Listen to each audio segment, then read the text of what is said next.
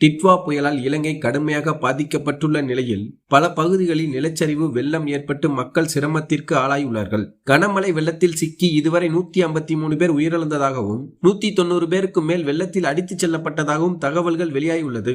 இதனால் உணவு உள்ளிட்ட அத்தியாவசிய பொருட்களை கப்பல்கள் மற்றும் விமானம் மூலம் இந்திய மத்திய அரசு அனுப்பி வைத்துள்ளது. இதற்காக ஆபரேஷன் சாகர் பந்து என்ற மீட்பு நடவடிக்கையை இந்தியா தொடங்கியுள்ளது. இதன் பலனாக பாதிக்கப்பட்டவர்கள் தொடர்ந்து மீட்கப்பட்டு வருகின்றனர். இந்த நிலையில் ஆபரேஷன் சாகர் பந்து குறித்து பாரதிய ஜனதா கட்சியின் எம்எல்ஏ வானதி சீனிவாசன் அவர்கள் குறிப்பிட்டுள்ளதாவது: ஆபரேஷன் சாகர் பந்து இலங்கையின் துயர் துடைத்த இந்தியா.